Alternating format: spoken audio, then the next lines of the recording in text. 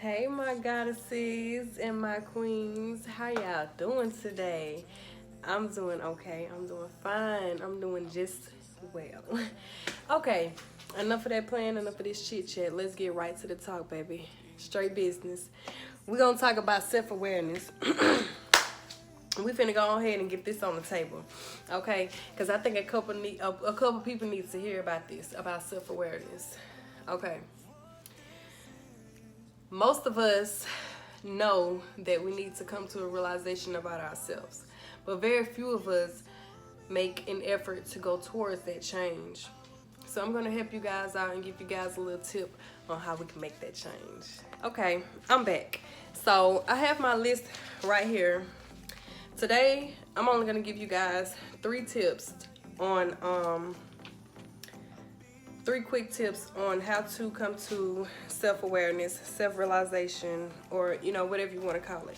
So tip number one, we're going to talk about taking a step back and evaluating the feedback that you may be getting from your peers or outside people, or just thoughts that you have been thinking about yourself in the back of your mind, like, dang, am I really this type of person, or I should work on this, or I should work on that.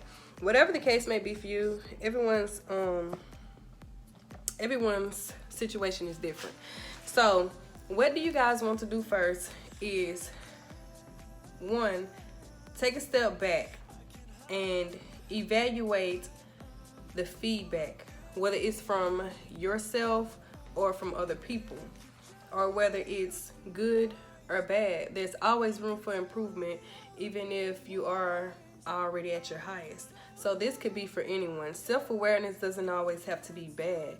You could also be aware of how much of a great person you are. Or I'm not saying that some of you guys are bad people, but I'm just saying, even if you're already at the highest of the high, there's still always room for improvement. So this self-awareness, these tips aren't just for people who need it. It's also for people who want to take their take it to the next level. So you want to take a step back and evaluate the feedback that people have been saying to you. And the way you do that is, don't beat yourself up over it, but if there was something that someone said that really touched you, or something that someone said that had you wondering or questioning, that's your cue to bring that to the surface with yourself. Sit back, think about how the situation went, what made them say or do what they said. You're not gonna, have the answers to everything, but what you can do is work towards that. And because you're working on you. So what you can do is get to the bottom of that feedback that people have been saying to you, and figure it out. Once you do that, step number two, you want to take out time and have quiet time to yourself, me time, which is what I like to call meditation. When you meditate, you sit in a quiet room, a quiet area where you are alone. You burn whichever candle that you please. You sit and you meditate. You clear your mind. You put all worries aside. The reason why it's so important to do quiet time as step two instead of step one is because when you meditate and have quiet time, you always want to do it after you've put the work in. You feel what I'm saying? It's like when you go to work and you get off, you're ready to take a bath, lay down, and rest, right? So same thing as this. You're working on yourself. It's not a 9 to 5, but it is something that matters a lot. So take your time out, meditate, clear your mind. You don't want to walk around and have these type of things weighing on you, because you may not notice it, or you may not think it's very noticeable, but when you are around other people, it's kind of hard to cover it up. Or if you do cover it up, you can only do it for so long. So you want to make sure you take care of these things. And part three, put action towards it. So once you've evaluated the feedback, you meditated, took time out, and You thought about how you can make yourself better, or how could you overcome that situation, or how could you not let it happen again. You want to put action towards it.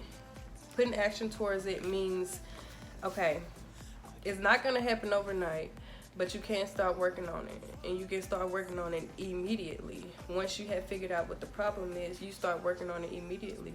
Like for me, I was telling you guys in the previous video, I was naive in my relationships. So once I sat down, got the feedback, I meditated on it, I figured out what it is that I need to do. How could I fix it? How could I change this? Part 3, I put those answers into action.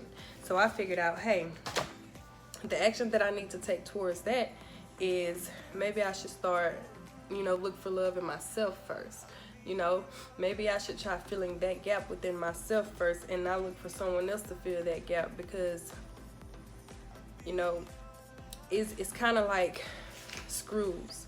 All screws aren't gonna fit, so you have to pick the screw that fits for that spot. And same thing for me, I had to pick the certain love or affection, or whatever the case may be, whatever it is that was missing, that missing part of me, I had to fill that hole in.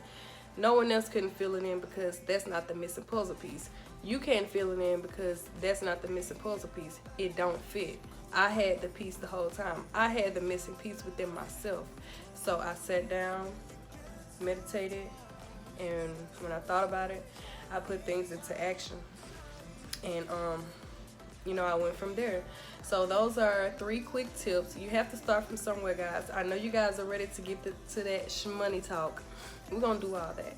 I'm not gonna do anything. We're gonna start from the bottom and work our way up. Soon we're gonna be like, started from the bottom, now we here. Started from the bottom, now the whole team. And when y'all do, refer them back to Goddess Wave Connection. Okay, now back to the good stuff. Once you guys do that, make sure that you do not let yourself down. It's kind of like making a promise to yourself.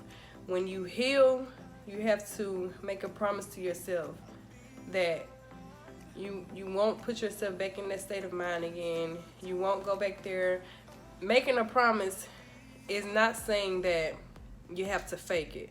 Making that promise is saying that you will continue to put that work in to better yourself. Like I said, we're not perfect. It's not gonna happen overnight, but just make that promise to yourself that you're gonna get better at it. And believe me, it's no better promise or no easier promise to keep than a promise that you keep to yourself, because you know what you can do. You know how much you can take on, and it's not gonna be a burden because you're working on yourself. There's no time limit. You don't have to rush it.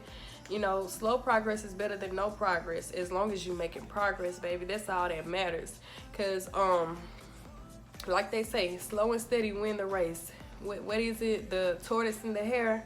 Who won that race, y'all? Who won that race? Tell me that. I'm gonna pause and let y'all think on it. The tortoise won that race. He's the slowest of the slow, but guess what? That rabbit sat back like he was just so cocky and so confident, and it only took him so far.